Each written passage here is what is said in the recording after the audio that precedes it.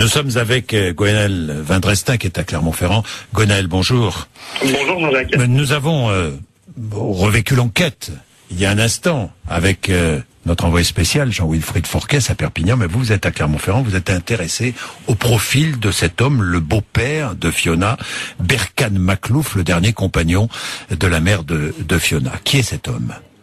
Eh bien, Berkane Makhlouf, Jean-Jacques, est donc le beau-père de Fiona et d'Eva, la deuxième fille également de Cécile Bourgeon.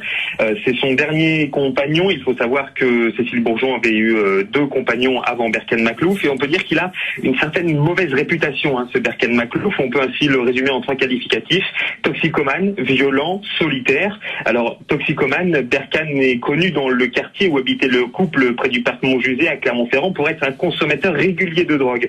Selon certains voisins, il achetait régulièrement d'ailleurs de la cocaïne et de l'héroïne. Et le soir du drame, d'ailleurs, une fête bien arrosée selon les deux protagonistes, Berkane et Cécile Bourgeon, et on peut peut-être même penser un peu plus qu'arrosée, avait lieu dans l'appartement du couple. Ensuite, il était violent et nous avons pu le constater nous-mêmes, Jean-Jacques, en mai dernier, quand moi-même et plusieurs journalistes attendaient en bas de leur immeuble à Clermont-Ferrand pour avoir une interview de Cécile Bourgeon, une interview qu'elle nous avait promis, qu'elle nous avait accordé. Berkane était descendu pour finalement refuser cette interview. Il était assez véhément, il était assez agressif et il nous demandait de partir. Sinon, il appelait des copains à lui, finalement, pour nous expulser du bas de l'immeuble. Je vous propose de l'écouter, Berkane Makhlouf. C'est une vidéo qui a été prise par nos confrères de La Montagne au moment où il descendait justement venir nous parler. On demande une chose, laissez-nous nous reconstruire un petit peu quand même. Laissez-nous nous remettre d'aplomb. J'en supplie, arrêtez quand même. On est déjà en train de péter un plomb. Je suis en train de péter un plomb. Nous-mêmes déjà on veut retrouver notre gamine. On sait pas où est notre pépette. Vous croyez quoi? Vous croyez qu'on n'est pas en train de devenir fou? On est en train de devenir fou déjà dans l'appartement. Alors arrêtez. Il va peut-être arriver un moment quand même, faut peut-être laisser les gens un petit peu tranquilles.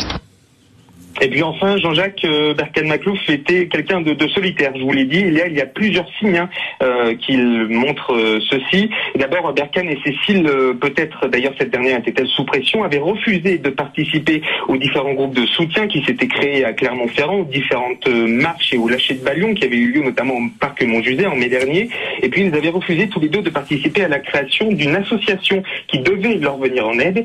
Et puis, selon des amis de Cécile Bourgeon que j'ai pu rencontrer hier soir au pied de l'hôtel de police de Clermont-Ferrand, eh bien, Berkane l'empêchait de sortir, l'empêchait de voir ses amis, il empêchait également au père de Fiona, Nicolas Chafoulet, de voir sa fille. Leur rapport d'ailleurs entre le beau-père et le père était très conflictuel. Donc voilà, Jean-Jacques, pour ce portrait très sulfureux de Berkane Makhlouf.